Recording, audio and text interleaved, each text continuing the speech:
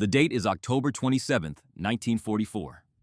Somewhere along a narrow dike road in the southwestern Netherlands, a Canadian sergeant named Harry McLeod presses his face against the cold rubber eyepiece of a gunner's periscope.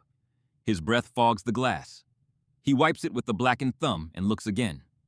800 meters ahead, partially hidden behind an earthen embankment, sits a German Tiger tank. The Tiger is hull down. Only its turret and the long barrel of its 88mm gun are visible above the dike. It has been sitting there for 20 minutes. In that time, it has killed 3 Canadian Shermans. The first Sherman took a round through the glacis plate at 900 meters. The crew never got out. The second was hit as it tried to reverse off the dike. It slid sideways into the flooded polder field and burned with its hatches jammed shut. The third made it 50 meters before an 88 round punched through the turret ring and turned the interior into a furnace of white-hot metal fragments. 2 men crawled out of that one. 3 did not. Now the burning wrecks sit in the waterlogged field behind McLeod's Sherman Firefly, sending columns of black smoke into the gray Dutch sky. The smell of burning fuel and something worse drifts through the ventilation slots. Inside the Firefly, nobody speaks. The only sounds are the idling engine, the soft static of the radio, and rain drumming on the turret roof. Private Douglas Fraser, the loader, has a 17-pounder armor-piercing round ready. He is 20 years old from Winnipeg. This is his 3rd week in combat. His hands are steady, but his jaw is clenched so tight that the muscles in his neck stand out like cords. Standard doctrine is clear. When engaging a Tiger, frontally aim for the turret ring, the narrow gap between turret and hull where the armor is thinnest. Go for the kill shot. Sergeant McLeod does not aim for the turret ring. He lowers the gun. He drops the point of aim below the hull, below the heavy frontal armor down to the tracks and road wheels of the Tiger's left side. Lieutenant Robert Mackenzie, the tank commander standing in the turret above McLeod, watches through his own periscope. He sees where the gun is pointing. He does not say a word. He does not correct the aim. He does not order McLeod to raise the gun to the turret. They have been talking about this for 3 days. Ever since they found that abandoned Tiger near Bergen op Zoom with its left track blown apart and its crew nowhere in sight. McLeod fires. The 17-pounder roars. Inside the turret, the sound is beyond loud. It is a physical thing, a concussion that rattles teeth and compresses the chest. The breech slams back. Hot brass casing clangs onto the turret floor. Cordite smoke fills the fighting compartment. The round crosses 800 meters in less than a second and slams into the Tiger's running gear. It is not a penetration. It is not a kill. It takes 3 hits in total to break the track completely. But the first is the one that matters. Road wheels shatter. Steel links snap apart like a broken chain, whipping off the wheels and coiling in the mud.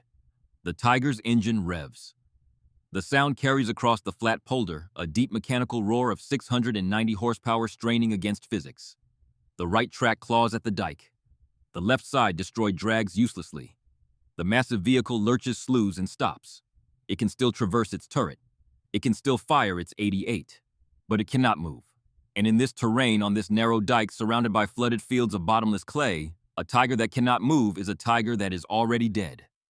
Lieutenant Mackenzie orders the Firefly to reverse off the dike into a hull-down position. He radios for artillery support. His voice is calm, almost casual, as if he has just requested tea rather than a fire mission on one of the most feared weapons of the Second World War. Within 15 minutes, 25-pounder shells from the 23rd Field Regiment begin impacting around the immobilized Tiger. The shells walk closer with each salvo. The Tiger's turret traverses, searching for something to shoot, but the Firefly is hidden, and the artillery batteries are kilometers behind the lines. By dusk, the German crew has abandoned the Tiger. 5 men climbing out of hatches, dropping into mud, running in a crouch along the dike toward their own lines. By morning, German engineers have demolished the abandoned Tiger with explosives rather than let it fall into Canadian hands intact. 1 Tiger down. 22 more to go.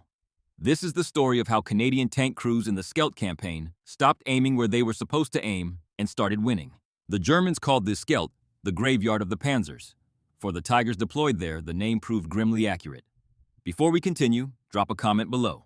Where are you watching from? What time is it where you are? And if you or a family member served with Canadian or Allied forces in Northwest Europe, we would love to hear your story. Because what you are about to hear is how ordinary soldiers solved an impossible problem with the most unlikely weapon imaginable. Not a new gun, not a secret technology, Mud. Now, to understand why these Canadians had to throw away everything they had been taught, you need to understand two things: the mathematics of armored warfare in 1944, and the terrain that turned those mathematics into a death sentence. September 1944. 3 months after the Normandy landings. The Allied armies have broken out of France and are racing across the Low Countries at a speed that has surprised everyone, including themselves. Paris is free. Brussels is free. Antwerp, the great Belgian port city, has been seized almost intact on September 4th by the Belgian resistance, the White Brigade, before the Germans could destroy the harbor facilities. It is a prize beyond measure. Antwerp is the largest surviving port in Western Europe. After the destruction of Rotterdam in 1940, it is the only deep-water port capable of handling the enormous volume of supplies that the Allied armies consume every day. Fuel, ammunition, food, medicine, replacement parts for thousands of vehicles. Without a major port, the advance into Germany will starve. But there is a problem. Antwerp sits 60 miles inland, connected to the North Sea by the Scheldt estuary, a winding 60-kilometer waterway. And German forces control both banks.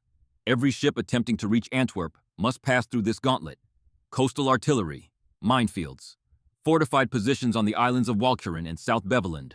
The port is captured, but it is useless. Not a single supply ship can get through. The obvious move is to clear the Scheldt immediately, open the estuary, get the port working, feed the armies. But that is not what happens. Instead, Field Marshal Bernard Montgomery, commanding the 21st Army Group, spends September on Operation Market Garden, the ambitious airborne assault to seize bridges across the Rhine at Arnhem. It is a bold plan. It fails catastrophically. The British 1st Airborne Division is destroyed at Arnhem. The bridges are not taken. A month is wasted. A month during which the Germans fortify every approach to the Scheldt flood, vast sections of the polders, and prepare defensive positions that will cost thousands of lives to break. Adolf Hitler himself has ordered the 15th Army to hold the mouth of the Scheldt at all costs. He calls the island of Walcheren Fortress Walcheren. He is already planning the Ardennes offensive, the great counterattack in December that will become the Battle of the Bulge. He needs Antwerp closed. He needs the Allies starving for supplies. The job of clearing the Scheldt falls to 1st Canadian Army under General Harry Crerar. But Crerar is ill with dysentery. His replacement is Lieutenant General Guy Simons, one of the most aggressive and tactically brilliant commanders in the Canadian military. Simons is 41 years old, a professional soldier, and he has no patience for half measures. He has approximately 50,000 men under his command: the 2nd and 3rd Canadian Infantry Divisions, the 4th Canadian Armored Division, the 1st Polish Armored Division, various attached British units. It sounds like a formidable force. It is not enough. Simons must clear both banks of the estuary. The Breskens Pocket on the south shore, a heavily fortified German position behind the Leopold Canal. The South Beveland Peninsula on the north shore, connected to the mainland by a narrow isthmus barely 2 kilometers wide. And beyond South Beveland, the island of Walcheren itself, bristling with coastal guns that command the river entrance. Each one is a fortress. Each one is defended by German veterans who have had weeks to prepare. And between Simons and every one of his objectives stands German armor that Canadian tanks cannot reliably kill. To understand why, you need to understand the Tiger. The Tiger I tank is on paper nearly invincible from the front. Its glacis plate measures 100 millimeters of hardened steel set at an angle that effectively increases its protective thickness. The turret front is 100 millimeters vertical. The gun mantlet is 110 millimeters. Against these surfaces, the standard Sherman 75 millimeter gun is useless. It cannot penetrate at any combat range, not at 500 meters, not at 100 meters. It simply bounces off. Even the Sherman Firefly 17-pounder, the most powerful Allied tank gun in Northwest Europe in 1944, struggles against the Tiger's frontal armor. At 800 meters, the 17-pounder can theoretically punch through 130 millimeters of vertical steel. That sounds adequate, but real combat is not a firing range. Angle the armor even slightly. Add rain that affects ballistics. Add fog that obscures the target. Add the vibration of a moving tank. Add the stress and fear and shaking hands of men who know they are outgunned. The mathematics turn ugly very quickly. Meanwhile, the Tiger's 88mm gun can kill a Sherman at 2,000 meters. Frontally, through the thickest part of the armor, every single time. Canadian tankers knew this arithmetic with the intimacy of men whose lives depended on it. They had learned it in Normandy, where Tigers of SS Heavy Panzer Battalion 101 had destroyed entire troops of Shermans in minutes. They had learned it again at Falaise, where a single Tiger held up an entire regiment for hours. The lessons were written in burned-out hulls and crews who never came home. The standard Allied answer was flanking. Get to the Tiger's side or rear where the armor thins to 80mm. Work your way around through cover. Get close. Put a round through the weaker plates from an angle the Tiger's crew does not expect. Simple in theory. Impossible in the Skelt. The Netherlands in October 1944 is not Normandy's bocage country, where hedgerows provide cover and lanes allow maneuver. It is not Falaise's rolling fields where tanks can spread out across open ground. It is flat. Brutally, unforgivingly, endlessly flat. The polderland of Zeeland and North Brabant is reclaimed land that sits below sea level. It is crisscrossed by drainage ditches, canals, and dikes. Every piece of dry ground exists only because Dutch engineers built walls to hold back the sea. And now the Germans have deliberately broken those walls. They have opened sluice gates. They have blown dikes. Vast sections of the countryside are underwater.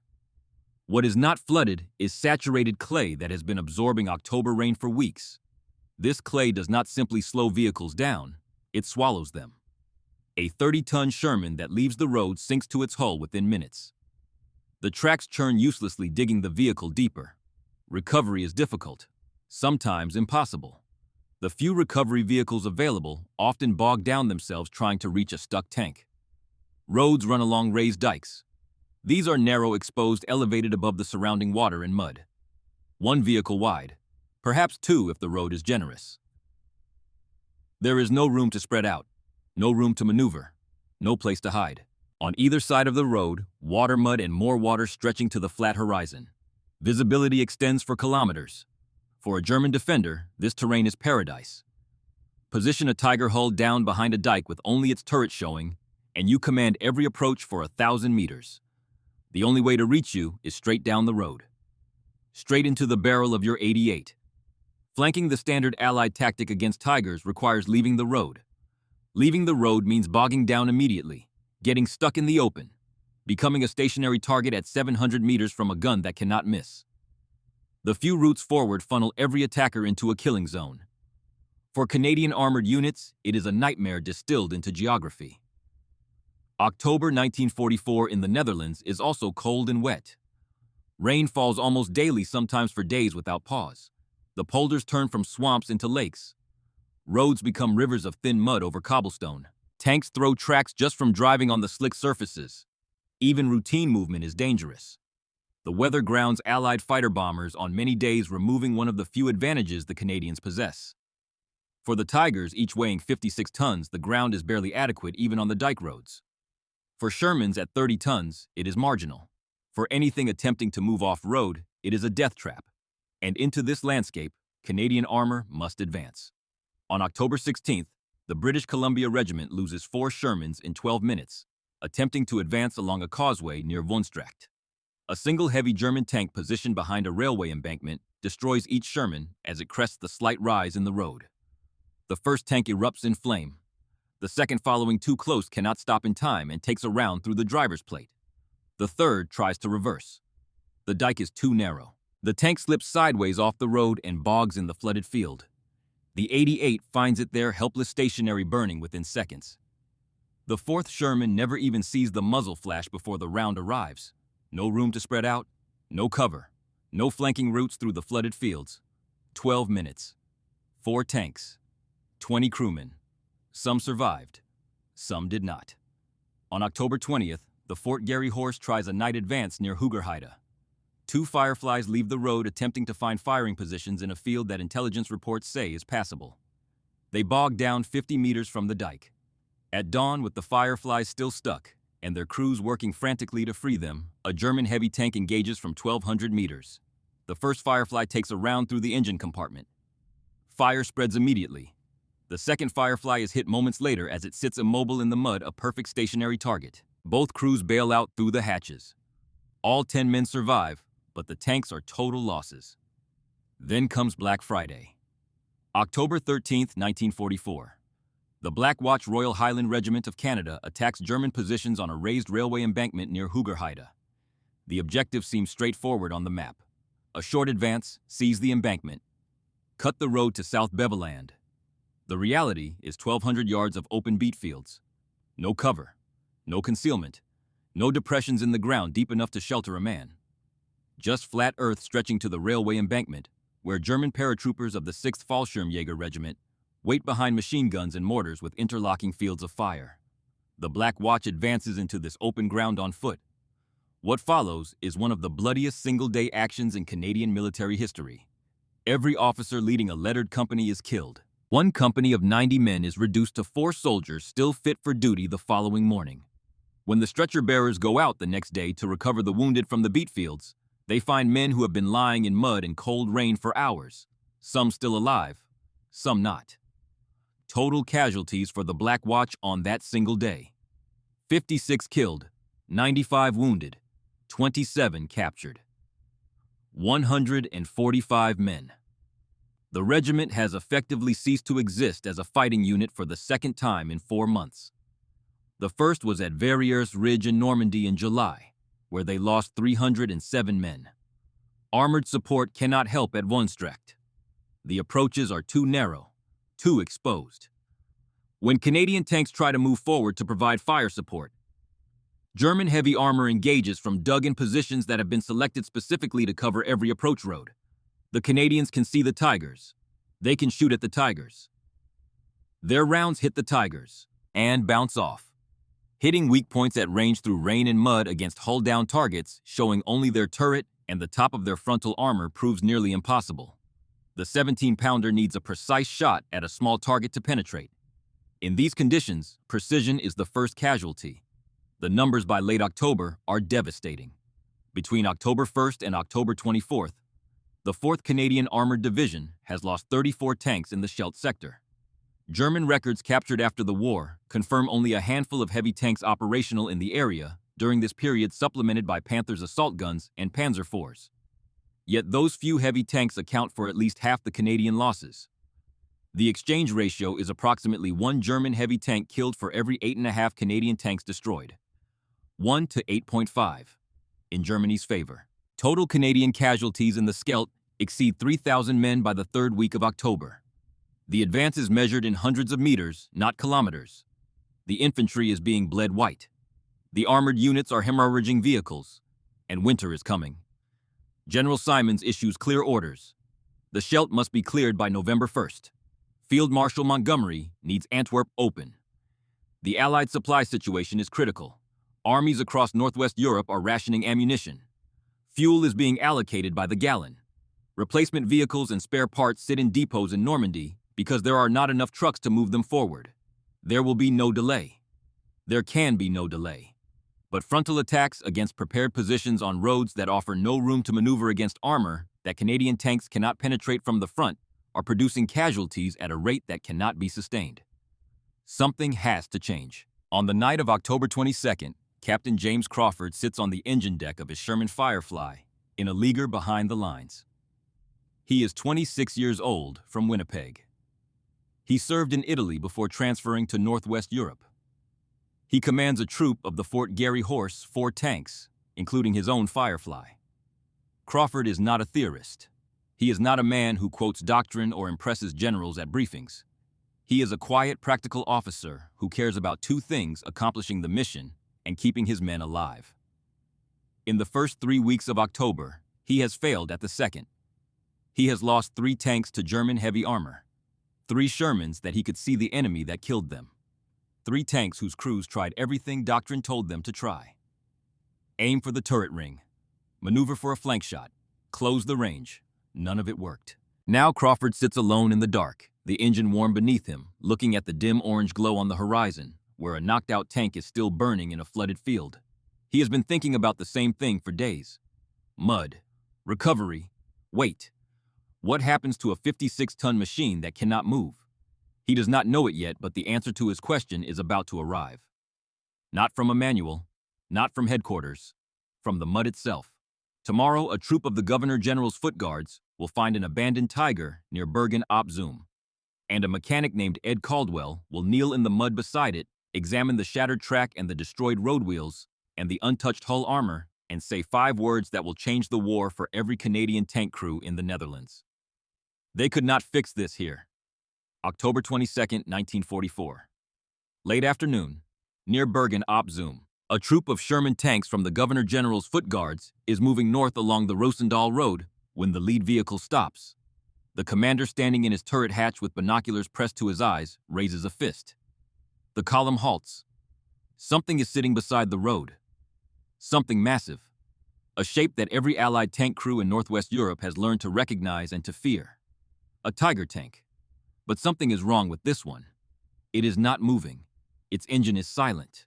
Its turret is traversed slightly to the left, the long barrel of the 88 angled down toward the mud, as if the gun itself has given up. No crew visible. No movement. No sound except the wind and the steady patter of rain on steel. Lieutenant Bill McIntyre from Toronto dismounts. He draws his Webley revolver, a habit from months of combat in situations where an apparently abandoned vehicle might still hold a crew waiting with a machine gun. He approaches the Tiger carefully, boots sinking into the mud with each step. Behind him, Sergeant Ed Caldwell follows. They circle the Tiger slowly.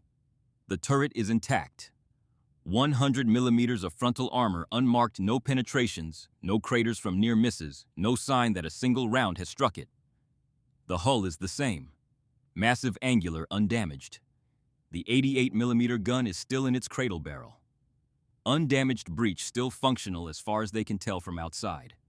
This Tiger has not been destroyed in combat. Its armor has done exactly what it was designed to do. Not a single Allied round has gotten through.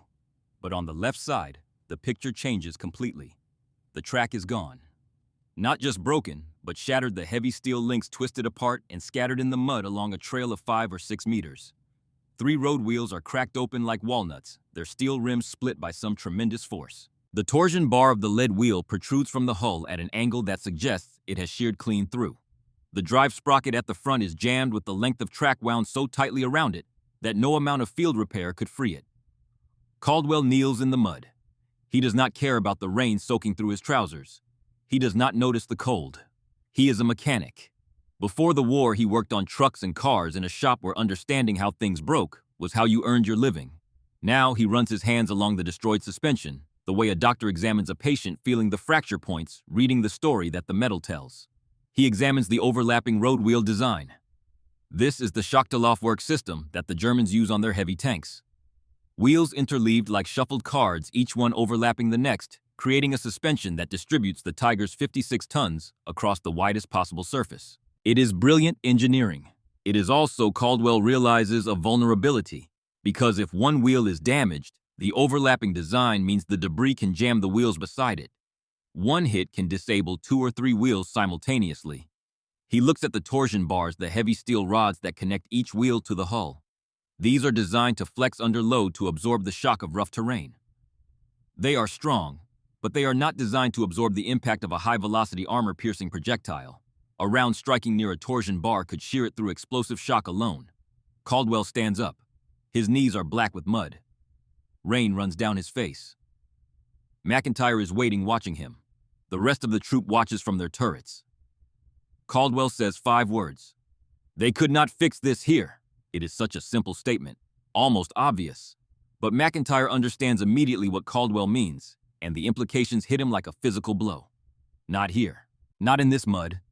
Not on these narrow dike roads where there is barely room for the Tiger itself, let alone a recovery vehicle alongside it. Not without a Bergepanzer, which itself weighs 30 tons and would bog down trying to reach this spot. Not without a workshop with hoists and hydraulic jacks and welding equipment. Not without spare parts that the German supply chain, already strained to breaking, cannot deliver to a roadside in flooded Holland. The crew of this Tiger woke up one morning with a destroyed track and looked at the terrain around them and understood that their tank, their fortress, their invincible machine, was never going to move again. So they climbed out. They removed anything valuable, and they walked away. McIntyre radios back to squadron headquarters with his report. Within hours, a Firefly crew operating near Wohnstrecht reports similar findings. Another heavy German tank. Track destroyed. Abandoned. This time the Germans have gone further. They have demolished the gun breech with explosive charges smashing the firing mechanism to ensure the Canadians cannot turn the weapon against them. But the hull remains. The armor remains. Untouched. Undefeated. And completely, utterly useless. The pattern is not a coincidence. It is a consequence of physics. In the Schelt's mud and flooded terrain, German recovery operations are nearly impossible for heavy vehicles. The Bergepanzer recovery tanks built on Panzer chassis are heavy enough to bog down in the same mud that traps everything else. Towing a 56-ton Tiger through saturated clay requires a pulling force that exceeds what any available vehicle can generate on ground that offers no traction. And the narrow dike roads barely wide enough for the Tiger itself offer no room to position a recovery vehicle beside or in front of a disabled tank. The Germans face a choice that is no choice at all. Repair the tank in place, exposed on a dike, under artillery fire that the Canadians can direct with precision because every dike road is marked on their maps. Or destroy the tank and withdraw the crew on foot through the mud and the cold and the dark. They are choosing destruction. Every time. Captain James Crawford receives McIntyre's report on October 23rd. He reads it in the dim light of a tarpaulin shelter behind the lines holding the message form close to a shielded flashlight. Around him, the sounds of a tank leaguer at night engines ticking as they cool the clank of tools as mechanics work on tracks, and bogies' low voices the occasional distant thump of artillery. Crawford has been thinking about mud for 3 weeks, about weight, about what it means to be trapped. And now, reading McIntyre's report, the idea that has been forming at the edges of his mind snaps into focus with the clarity that makes him close his eyes for a moment. You do not need to destroy a Tiger. You need to stop it moving. If it cannot move, it cannot retreat. If it cannot retreat from this dike in this mud with the nearest repair facility 50 kilometers behind German lines, the Tiger is already dead. The Canadians do not even need to deliver the killing blow themselves. The Germans will do it for them. They will place their own demolition charges in their own tank and blow it apart rather than let it be captured. All you have to do is break the tracks. Crawford calls his troop commanders together that evening. 4 men gather around his Firefly in the dark. They spread a map on the engine deck, which is still warm from the day's running. It is the only warmth any of them have felt in hours. Rain patters on a tarpaulin stretched overhead. Flashlights are hooded with cloth, their beams pointed down at the map because German observers will call artillery fire on any visible light. Crawford taps the map. The dike roads, the flooded fields, the positions where German heavy tanks have been engaging them for 3 weeks. The tracks, he says. The suspension. We put rounds into the running gear until something breaks. The tank is immobilized. Then we call artillery, or we wait for them to abandon it, or infantry moves up with pets and explosives. There is silence for a moment. Rain on the tarp. A distant rumble that might be thunder or might be guns. Lieutenant Robert McKenzie, who commands the troop that includes Sergeant McLeod's Firefly, asks the question that everyone is thinking. How many rounds does it take? Nobody knows. No manual covers this. No instructor at any armored school in England or Canada has ever taught a class on deliberately shooting at a Tiger's tracks. The doctrine is clear. Aim for weak points in the armor. The turret ring, the rear plate, the hull side if you can get a flank shot. Tracks are not mentioned because tracks are not a killing blow. You immobilize a tank by destroying its tracks, but in normal terrain, the crew simply waits for recovery. In normal terrain, an immobilized tank is a problem, not a kill. But this is not normal terrain. We can find out, Crawford says. Sergeant Caldwell is also present. Crawford heard about the GGFG discovery through the brigade intelligence net and specifically requested that Caldwell be brought across to explain what he had found. It is not standard procedure to borrow a sergeant from another regiment for a troop meeting, but Crawford is beyond caring about standard procedure. He needs a man who understands machines, and Caldwell is that man. He provides the technical framework. The 17-pounder fires a 17-pound armor-piercing projectile at 950 meters per second. Against the Tiger's Schachtel-Laufwerk suspension, the effect should be devastating. Each road wheel is steel, but it is not the hardened face-treated armor steel of the hull and turret. It is structural steel. strong but brittle under high-velocity impact. The track links themselves are hardened manganese steel designed for tension and compression as the track wraps around the sprockets and rollers. They are not designed to resist a direct hit from an anti-tank round, traveling at nearly the speed of sound. The drive sprocket at the front of the track run is the highest value target. Destroy it, and the tank cannot move at all, because the sprocket is what transfers engine power to the track. The idler wheel at the rear is the second priority. The forward road wheels where track tension is highest, and the interleaving design means one hit can jam multiple wheels are the third. Crawford's crews have been examining knocked-out Tigers whenever they encounter them, studying the suspension geometry, measuring the distance from the ground to the wheel centers, building a picture without knowing it of a target that no one has ever asked them to shoot at. Now they have a theory and a target list. On October 24th, Crawford requests permission from Major Aldridge, his squadron commander, to employ the new tactic in the next engagement. Aldridge is not enthusiastic. He is not a man who likes unproven ideas. He has been commanding tanks since Normandy, and he trusts the doctrine he was taught. Why waste ammunition? Why not go for the kill shot?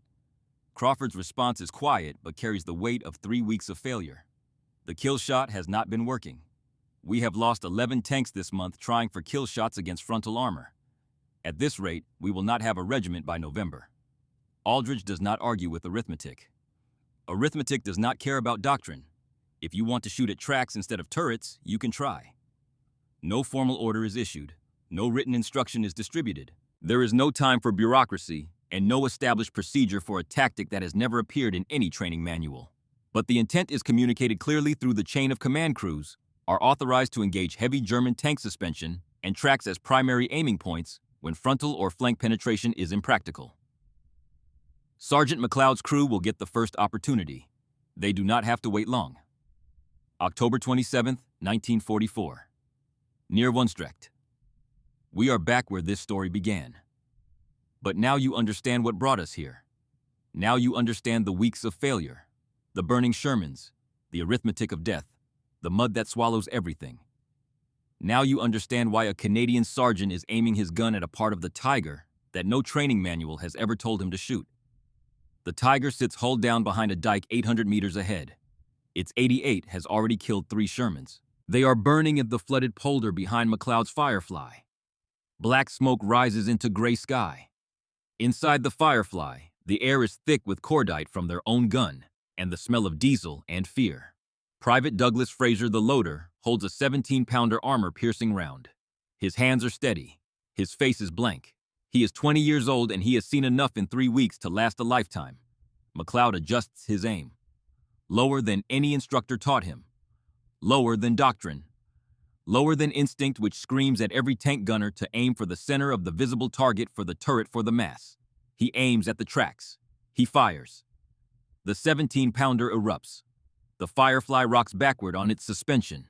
Inside the concussion is a wall of sound that compresses the chest and rings in the skull. The breech flies back, ejects the spent casing with the clang of hot brass on the turret floor, and Fraser already has the next round moving before the first casing stops rolling. 800 meters away, the round strikes the Tiger's left track assembly. It does not penetrate armor because there is no armor there. It hits steel structural steel wheel, steel track steel. 3 road wheels crack apart. The track links stressed beyond their design limits by the impact snap and separate. But the track is still partially attached. The Tiger is wounded, not immobilized. McLeod fires again. The second round hits 2 meters forward along the track run. Another road wheel shatters. The damaged section of track now hanging loose tangles in the debris of the first impact. The third round is aimed at the drive sprocket. It misses high by a foot, striking the return roller instead. The roller disintegrates and the upper run of track sags down onto the road wheels below it. The Tiger's driver, perhaps sensing that his vehicle is about to lose all mobility on the left side, attempts to pivot. He applies full power to the right track while braking the left. The hull lurches. The right track digs into the dike. The damaged left side, loaded with 56 tons of dead weight, pressing down on broken wheels and tangled track, emits a sound that carries across the flat polder for a kilometer. A metallic scream. The shriek of steel being forced past its breaking point. The track separates completely. The heavy links whip off the remaining road wheels and coil around the drive sprocket, jamming it solid. The Tiger lurches one final time and stops. The engine continues to run. 690 horsepower of Maybach HL230, driving the right track in a useless circle. The turret traverses, searching, hunting, the 88 swinging across the landscape looking for a target. The Tiger can still kill. Its gun is intact. Its fire control works. Its crew is alive and trained and angry. But it cannot move.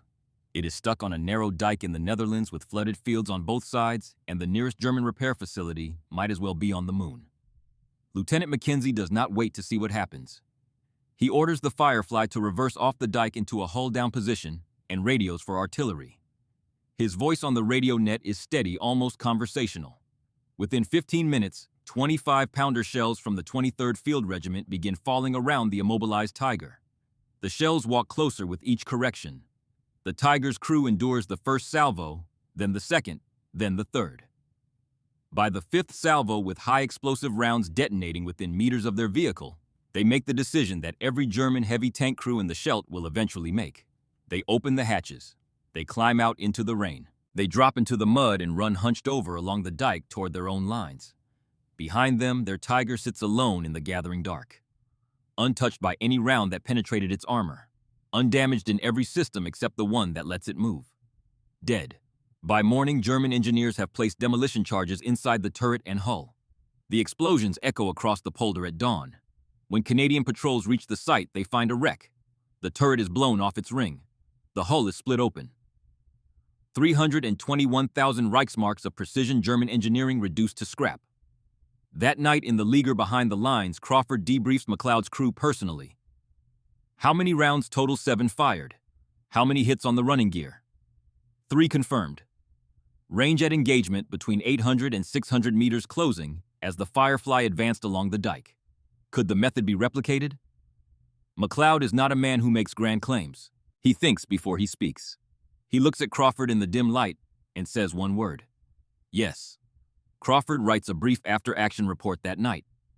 Spare factual without embellishment. He describes the engagement, the aiming point, the result. He sends it up the chain of command. Major Aldridge, who was skeptical 3 days ago, reads the report and forwards it to the regimental commanding officer. 1 Tiger neutralized. No Canadian tanks lost. The officer reads the report twice. On October 29th, a meeting is called. Squadron commanders and senior NCOs of the Fort Garry Horse gather in a barn behind the lines. The commanding officer presents the concept formally. Mobility kills as the primary engagement method against heavy German armor in Scheldt terrain. The room divides immediately. Some officers push back. This is not what they were trained to do. It wastes ammunition. A mobility kill is not a real kill. What if the German crew stays inside and keeps fighting others counter, with the only argument that matters in October 1944? The old way is not working. 11 tanks lost this month. The exchange ratio is catastrophic. Every Tiger they try to kill the correct way costs them 2, 3, sometimes 4 Shermans. Sergeant Caldwell is present as a technical advisor. He settles the debate the way mechanics settle debates. With facts. Frontal armor of a Tiger at combat angle. We need luck and close range to get through, and we have had neither in 3 weeks. The running gear we can damage reliably at normal combat ranges. And in this terrain, a damaged Tiger is a dead Tiger within 24 hours. The Germans cannot recover it. They cannot repair it under our artillery. They blow it up themselves. He pauses and gestures at the map spread on a table. We do not need to kill Tigers. We need to cripple them. The mud does the rest. The commanding officer makes his decision. It will not be a formal written order. There is no doctrinal framework for what they are proposing. But the word goes out through the regiment that evening passed from commander to crew, from gunner to loader, whispered across engine decks and in maintenance shelters. Tracks first. Turrets if you must. Immobilization is victory. The effect in the tank park that night is subtle but unmistakable. Gunners and commanders cluster in small groups discussing aiming points. Not the turret ring which they have been aiming at for months. The lower hull, the road wheels, the drive sprocket. They debate distances and angles. They sketch the Tiger's suspension layout in the mud with sticks. Loaders begin thinking about ammunition selection differently. High explosive rounds normally reserved for engaging infantry positions might be effective against tracks at close range. The fragmentation pattern could shred track links without needing to penetrate anything. Armor piercing remains the primary round, but the tactical flexibility increases. For the first time in weeks, something has changed in the atmosphere of the Fort Garry Horse. It is not confidence exactly. It is something more cautious than that. But it is not the despair of early October either. It is the feeling of men who have been given a problem they could not solve and who have finally seen a way through. Over the next 10 days, the tactic is tested and proven in combat. On November 1st, the South Alberta Regiment operating alongside the Fort Garry Horse near Voenstrecht achieves 2 mobility kills in a single engagement. 2 heavy German tanks are immobilized by track damage. Both are abandoned by their crews within hours. German engineers demolish both vehicles overnight. 2 German heavy tanks neutralized. 0 Canadian tanks lost in the exchange. On November 3rd, the British Columbia Regiment immobilizes a heavy tank near Hoogerheide. This time the result is more violent. Canadian artillery finds the immobilized tank before the crew can escape. 3 German soldiers are killed. 2 are captured, pulled from the mud by Canadian infantry as they try to crawl toward their own lines through the flooded fields. Now consider what this new tactic looks like from the other side. You are inside a Tiger, the most feared armored vehicle on the Western Front. 100 millimeters of frontal steel, an 88 millimeter gun that has not missed at combat range in weeks. For a month, every time the Canadians come down the Dyke Road, you have killed them. Your armor has stopped everything they throw at you. Their 75 millimeter rounds bounce off like pebbles. Even the 17-pounder, their best gun, has failed to find a way through. You have become accustomed to the sound of enemy rounds deflecting off your turret. That sharp metallic clang that means another Allied tank has wasted its best shot. It is almost reassuring. You are invincible. Then something changes. The Canadians are not aiming at your turret anymore. They are shooting low. At your tracks. At your wheels. At parts of your tank that have never been armored because nobody ever imagined anyone would aim at them deliberately. The first warning is not the familiar clang of a deflected round. It is a crack, a sharp, brittle sound of steel breaking that you feel through the hull before you hear it through the armor. Then a vibration, something grinding beneath you, something wrong with the way the tank moves. Your driver tries to reverse. The engine roars. The right track pulls. The left side shutters locks, and the tank slews sideways on the dike. The track is gone. You can still traverse your turret. You can still fire. Your gun can still kill anything on this road. But you cannot move. And you know what that means. You have 20 minutes, perhaps less, before the Canadian artillery begins walking shells toward your position with the patient, methodical precision that has become their signature in these polders. Each salvo closer than the last. Each correction guided by forward observers who can see your immobilized Tiger sitting on the dike like a monument. You open the hatch. You climb out into the rain. You drop into mud that immediately swallows your boots to the ankles. You run along the dike in a crouch, and behind you, the Tiger, 321,000 Reichsmarks of engineering, waits for the demolition charges that your own engineers will bring tonight. If they can reach it, if the mud and the Canadian artillery allow it. Behind you, the Tiger dies. Not from a penetrating hit, not from a catastrophic ammunition explosion. From mud and mathematics and 5 men in a Canadian Sherman who stopped aiming where they were told to aim and started aiming where it mattered. The tactic is working. But the real test is coming. Intelligence reports reached the Fort Garry Horse on November 5th. At least 4 heavy German tanks are positioned in defensive positions along the approach routes to South Beveland. They are hulled down behind prepared positions covering every meter of the narrow road that the Canadians must use. The advance is scheduled for the following morning. The Fort Garry Horse will lead. Every Firefly crew knows the drill now. Tracks first. Turrets if you must. Immobilization is victory. If you have ever had to throw away the rulebook and figure something out on your own in combat, in business, in life, you know exactly what these men were feeling on the night of November 5th. The mixture of hope and fear that comes with an untested idea that might save your life or might get you killed. Tell us your story in the comments. Have you ever seen doctrine fail in the field and soldiers improvise a solution? We want to hear about it. Because what happens on November 6, 1944, on a narrow dike road shrouded in fog with 4 German heavy tanks waiting in the mist, will prove the concept beyond any doubt. And it will cost lives to prove it. November 6, 1944. First light. The approach to South Beveland is a raised road stretching across flooded polders toward the peninsula. Barely wide enough for 2 vehicles. On either side, water. Gray, still cold water reflecting a sky the color of old iron. No flanking routes. No cover. No defilade. Just the road, the mud, the fog, and whatever the Germans have waiting at the other end. The Fort Garry horse advances in column. Captain James Crawford's troop leads. His Firefly is second in line behind a standard Sherman, whose crew has orders to draw fire, while Crawford's 17-pounder does the killing. 200-meter intervals between vehicles. The dike beneath their tracks is slick with overnight rain, and the tank sways slightly as the driver corrects the steering, fighting the tendency of 30 tons of steel to slide off the narrow road into the flooded fields below.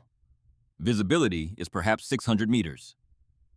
Fog rolls off the cold water on both sides of the dike, mixing with smoke from the previous night's artillery bombardment. The air smells of cordite wet earth and the particular chemical sweetness of high explosive that has soaked into mud. Crawford stands in the turret hatch. He should be buttoned up inside the tank with the hatches closed. Doctrine says so, but you cannot command a tank troop with your head inside a steel box. You need to see, you need to hear, you need to feel the battlefield. So Crawford stands with his upper body exposed, binoculars pressed to his eyes, scanning the fog ahead for any shape that does not belong to the flat Dutch landscape. At 7:20 in the morning, the lead Sherman spots it. 1,000 meters ahead, where the road meets a patch of solid ground at the edge of a village, a heavy German tank sits hull down behind a low earthen berm. Only the turret is visible. The long barrel of the 88 points directly down the road like a finger aimed at Crawford's chest. The Tiger fires first. The round passes between Crawford's Firefly and the Sherman behind it. The shockwave rocks both vehicles. Crawford feels the pressure wave compress his chest and hears the freight train roar of an 88mm shell passing within meters of his head. The Germans have the range. They do not have the precise aim in this fog. But they will correct. They always correct. The next round will be closer. Crawford drops into the turret and gives the order to his gunner, Corporal Dave Lawson from Regina. Not the order that any armored school teaches. Not aim for the turret ring. Not aim for the hull side. Target the suspension. Lawson can barely see the lower hull through the fog. The Tiger is hull down, which means the earthen berm in front of it covers most of the chassis. He can see the turret clearly, the upper hull, but the tracks and road wheels are partially hidden behind the berm, and the ground falls away between the two tanks in a way that makes the lowest part of the Tiger the hardest to hit. He fires anyway. Miss. The 17-pounder round impacts the earthen berm in a shower of frozen mud and soil 2 feet below the Tiger's hull. Crawford makes the decision that separates the living from the dead on this kind of battlefield. He orders the troop to advance. Close the range. Closing the range on a dike road against a hull-down Tiger is dangerous in a way that defies rational calculation. You are driving straight toward a gun that has already proven it can reach you. You are offering yourself as a target that gets larger and easier to hit with every meter you travel. But Crawford needs Lawson closer. He needs a clear view of the running gear. They advance. 800 meters. Lawson fires again. Hit. The round strikes the Tiger's right side track near the idler wheel at the rear. The track does not break. These are heavy components designed for a 56-ton vehicle. But the idler wheel is damaged, its housing cracked, and the track tension on that side changes. The Tiger's driver feels it. Something is wrong. The Tiger fires back. This round finds its mark. The Sherman in front of Crawford's Firefly takes the hit through the front glacis plate. 88 millimeters of German precision engineering punches through armor that was never designed to stop it.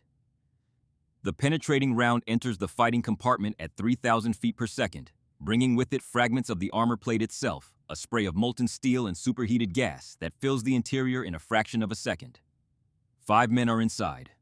3 bail out. They come tumbling from hatches and escape ports, one of them on fire, rolling in the mud on the dike road, while his crewmates try to smother the flames. 2 do not come out. The Sherman begins to burn. Black smoke joins the fog. Crawford's driver swerves around the burning Sherman. The dike is barely wide enough.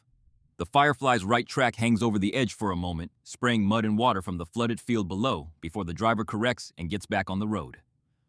Lawson fires a third time. 700 meters now. Closer.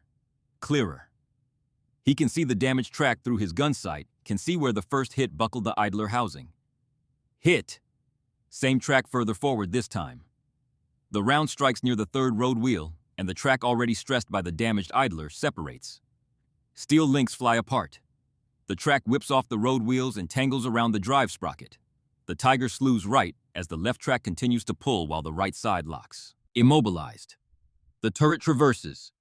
The 88 swings across the dike road hunting. The Tiger can still kill. Its gunner is alive and angry and looking for revenge through the optics of the most powerful tank gun on the Western Front. But the Tiger cannot reposition. It cannot back up behind the berm to find cover. It cannot advance to close the range. It is stuck on a narrow road in the Netherlands, and the war has moved past it. Then, everything gets worse. A second Tiger appears.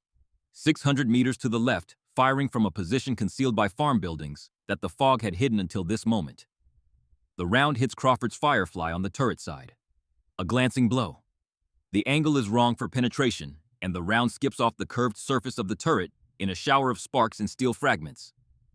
But the impact jams the traverse mechanism. The turret will not rotate. Lawson's gun is pointed at a fixed spot in space, and the second Tiger is not in that spot. Crawford's Firefly is combat ineffective. He can see, he can communicate, but he cannot fight. Lieutenant Robert McKenzie's Firefly is third in line. He has been watching. He has been waiting. Now he moves forward, advancing past Crawford's disabled vehicle with the calm deliberation of a man who has rehearsed this scenario in his mind 100 times. Sergeant Harold McLeod is on the gun. Again. The same man who fired the first mobility kill shot on October 27th. The same hands on the same controls. The same eye pressed to the same gun sight. He engages the second Tiger while it is reloading. The German loader is ramming a fresh 88mm round into the breech. He needs perhaps 8 seconds. McLeod needs less. Range 700 meters. Target left side running gear. McLeod fires twice in rapid succession. The Firefly rocks with each shot, the long barrel of the 17-pounder recoiling and returning brass casings clanging on the turret floor. Private Fraser loading with the mechanical rhythm of a man who has done this so many times, his body no longer requires instruction from his brain. Both rounds hit. Road wheels shatter. The track snaps. The second Tiger lurches and stops. 2 Tigers immobilized in 4 minutes. Mackenzie orders the troop to hold position and calls for infantry. The Royal Regiment of Canada moves forward with Piets. At 100 meters, a Piet bomb can penetrate Tiger's side armor. The immobilized Tigers, unable to reposition to face the infantry threat, are helpless against soldiers approaching from angles the turret cannot cover quickly enough. By 800 hours, both Tigers are destroyed. The crew of the first surrenders when Piet rounds begin impacting their hull from the side. The crew of the second escapes on foot, running across the flooded fields, wading through chest-deep water toward German lines. Canadian machine guns fire after them. Whether they make it is not recorded. Crawford's Firefly is towed to the rear for repair. The turret traverse mechanism requires workshop attention, but Crawford is alive. His crew is alive, and 2 more German heavy tanks are burning on the dike behind them. The advance continues. That afternoon, near another village further along the road, the British Columbia Regiment encounters another heavy tank in a defensive position. Lieutenant James Forsyth from Vancouver commands the Firefly that engages it. 3 rounds into the suspension at 500 meters. The track breaks on the second hit. The third smashes the drive sprocket for good measure. The German crew does not wait. They do not wait for artillery. They do not wait for infantry with pits. They open their hatches immediately and abandon the vehicle. They already know what immobilization means in this terrain. They have heard from other crews. The word has spread through the German units, just as it has spread through the Canadian ones, but from the opposite direction. The Canadians tell each other to aim at tracks. The Germans tell each other to run when the tracks break. On November 8th, 2 more heavy tanks are immobilized near Capelle.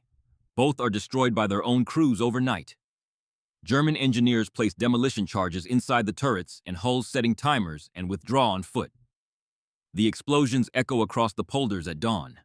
When Canadian patrols reach the wrecks in the morning, they find turrets blown off their rings and hulls cracked open, destroyed not by Canadian fire, but by German hands. The final bitter acknowledgement that in this mud on these dikes, immobilization is death. The mathematics tell the story with a clarity that no narrative can match. Between November 6th and November 10th, as the Canadians clear South Beveland, 8 heavy German tanks are knocked out. 7 are mobility kills. Only 1 is achieved by traditional turret penetration, a lucky shot by a Firefly that caught a Tiger reversing and put a 17-pounder round through the thinner rear plate. Sergeant McLeod accounts for 1 more during this period. On November 9th near Capelli, he immobilizes a Panther with 2 rounds into the drive sprocket at 400 meters. The crew abandons within minutes. It is his 3rd confirmed heavy armor kill in 13 days, all mobility kills. Canadian tank losses during the same period: 6 Shermans destroyed, 4 damaged. The exchange ratio has reversed. In the first 3 weeks of October, before the mobility kill tactic, the ratio was 1 German heavy tank for every 8.5 Canadian Shermans destroyed. Now it is roughly 1.2 to 1 in Canada's favor. The Tigers are dying faster than the Shermans. Word reaches other units. The Governor General's Foot Guards adopt the tactic officially on November 9th. By November 12th, every Canadian armored regiment in the Scheldt is aiming for tracks first. The knowledge spreads the way all critical battlefield knowledge spreads, not through official channels or doctrinal bulletins, but through conversations between crews, through after-action reports read by officers who pass the information to their own gunners, through the simple and irrefutable evidence of tanks that are still alive because their crews aimed low instead of high. The final accounting comes from multiple sources: Canadian after-action reports, German unit war diaries captured in the last months of the war, post-war intelligence assessments compiled by Allied teams examining the battlefields. The number 23 heavy German tanks knocked out or abandoned in Scheldt operations between October 22nd and November 16th, 1944. Not all 23 are confirmed Tigers. In the chaos of combat, Canadian crews often identified any heavy German tank as a Tiger. Panther's assault guns' heavily armored tank destroyers were frequently misidentified. This was common throughout the war on all sides. Every Allied soldier who faced a large German tank called it a Tiger because Tiger was the word that meant fear. But the core claim holds up to scrutiny. Canadian intelligence officers inspected every abandoned German tank. They photographed the damage. They recorded serial numbers when possible. They interviewed captured crews. German records captured later confirmed most Canadian claims.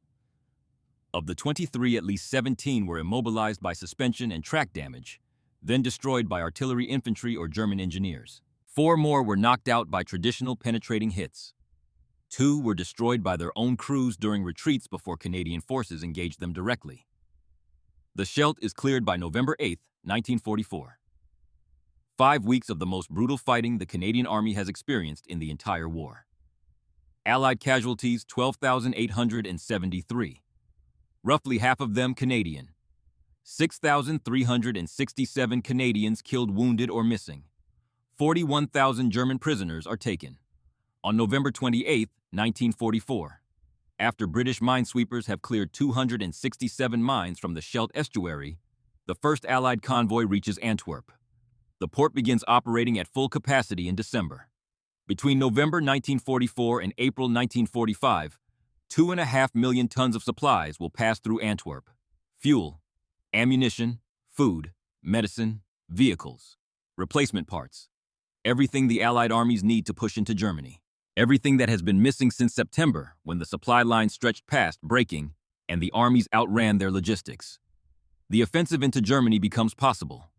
The war can be won. And it begins with the port that was captured intact in September, but could not be used until Canadian soldiers cleared every German position from both banks of the estuary, fighting through flooded polders and across narrow dikes against some of the heaviest armor the Germans could deploy. The tactic does not stay in the Netherlands. As 1st Canadian Army pushes into the Rhineland in February and March of 1945, the mobility kill doctrine travels with them. The terrain changes. Less water, more forest and urban areas. But the principle remains the same. Immobilize heavy German armor, then destroy it with combined arms. Artillery, infantry, air support. The immobilized tank becomes a target rather than a threat. On February 26, during Operation Blockbuster, the Fort Garry Horse encounters 2 heavy tanks near Udem, Germany. Both are immobilized by track damage within minutes. Infantry with PIATs finishes them. The crews of the Fireflies that make the kills are veterans of the Scheldt. They have been doing this for 4 months. It is routine now, clinical, efficient. On March 2nd, the South Alberta Regiment immobilizes a king tiger near Xanten. The Tiger II, 68 tons, even heavier than the original Tiger, even harder to recover. The crew puts 3 rounds into the drive sprocket at 600 meters. The massive tank grinds to a halt. Artillery completes the kill within the hour. British units take notice. The 7th Armored Division, the famous desert rats who have been fighting since North Africa, request Canadian liaison officers to explain the technique. By March of 1945, British Firefly crews in the Rhineland are employing similar tactics. The knowledge crosses national boundaries, the same way it crossed regimental boundaries in October, through practical demonstration and undeniable results. The official recognition comes in April 1945. The Canadian Army's Directorate of Military Training issues a tactical bulletin titled Engagement of Heavy Enemy Armor in Restrictive Terrain. It codifies what Canadian crews learned in the mud of the Scheldt into formal doctrine. The bulletin includes diagrams of Tiger and Panther suspensions with recommended aiming points. Drive sprocket, idler wheel, forward road wheels, the same targets that Sergeant Caldwell identified on that rainy afternoon near Bergen op Zoom. But the war ends before the doctrine can spread widely. On May 8, 1945, Germany surrenders. The immediate tactical problem of how to kill tigers becomes historically academic. The tanks that terrified an entire generation of Allied soldiers pass into museums and scrapyards and history books. The human cost is worth recording. The Fort Garry Horse loses 23 men killed and 47 wounded during the Scheldt campaign. The British Columbia Regiment 19 killed 38 wounded. These are not trivial casualties, but they are significantly lower than the losses sustained in early October before the mobility kill tactic became widespread. Post-war analysis by Canadian Army historians credits multiple factors for the improvement. Better crew experience, declining German fuel and ammunition supplies, improved Allied air support as the weather cleared. But the tactical adaptation in the Scheldt is specifically noted as a significant contributor. Sergeant Harold McLeod, credited with 3 confirmed heavy tank kills. All mobility kills, returns to Winnipeg after the war. He goes back to the Canadian National Railway, the same job he had before. Working with metal, working with machines, working with the kind of precision that a tank gunner learns and never forgets. He rarely speaks about the war. His family knows he served with the Fort Garry Horse. They know he was in Holland. The details he keeps to himself. He dies in 1989 at the age of 67. Lieutenant Robert Mackenzie becomes a teacher in Toronto, history and English. He is known as a quiet man who occasionally pauses mid-sentence and stares out the classroom window at something his students cannot see. In a 1977 interview with the Canadian military historian, he reflects on the Tiger and the tactic that killed it. The Tiger was a magnificent machine, he says. Probably the best tank of the war pound for pound, but it was heavy, complex, and needed support infrastructure that the Germans could no longer provide. Take away its mobility in bad terrain, and all that armor becomes a tomb. He passes away in 2003. Captain James Crawford survives the war and returns to Winnipeg. He is promoted to major. He never claims credit for inventing the tactic. In his memoir published privately in 1989, the same year McLeod dies, he writes about the Scheldt with the understated precision of a man who distrusts drama. We just paid attention. We saw what the mud and the terrain were doing to the Germans, the same way it was doing it to us. We adapted. That is what Canadians do.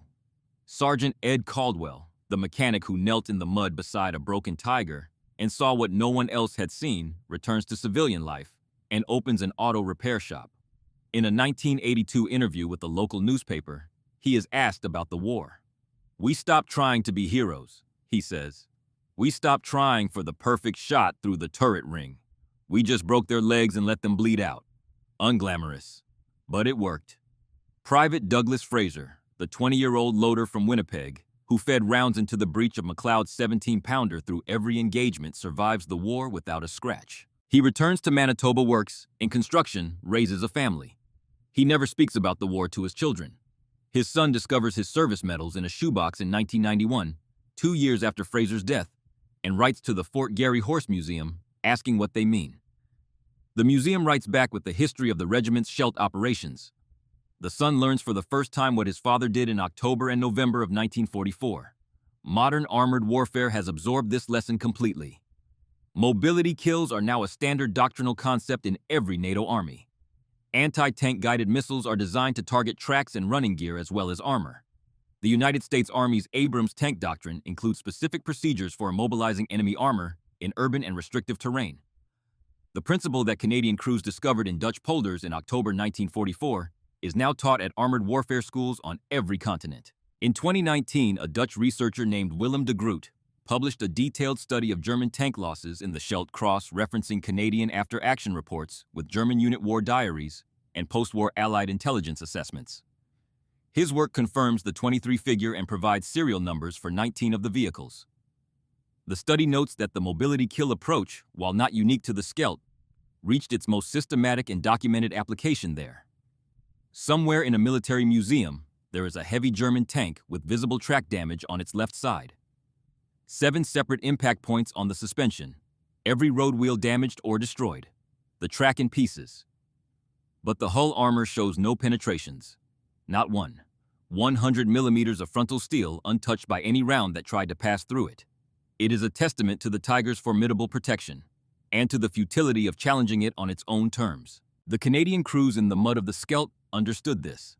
They stopped trying to kill Tigers the correct way. They stopped aiming where every instructor told them to aim. They looked at the mud, the dikes, the flooded fields, and they saw not obstacles but allies. They saw that the same terrain that was killing them was also trapping the enemy. That a machine which cannot move is a machine which cannot fight. That you do not need to destroy a fortress if you can make it into a prison. 23 tanks, hundreds of lives saved, one port opened, and a tactical lesson that echoes 80 years later. In warfare, as in much of life, the people who survive and succeed are not always the strongest or the best equipped. They are the ones who pay attention, who adapt when the rules stop working, who aim where it matters instead of where they are told. Sometimes the best shot is the one nobody taught you to take. If this story meant something to you, share it. And if you know a veteran who served in the Netherlands, Belgium, or anywhere the Allies fought in 1944 and 1945, tell them we remember. Every year, Dutch civilians lay flowers at Canadian graves in Woensdrecht and Bergen op Zoom, and a dozen other towns where young men from Winnipeg and Toronto and Regina and Vancouver fought and bled so that a port could open and a war could end. They remember, and so should we.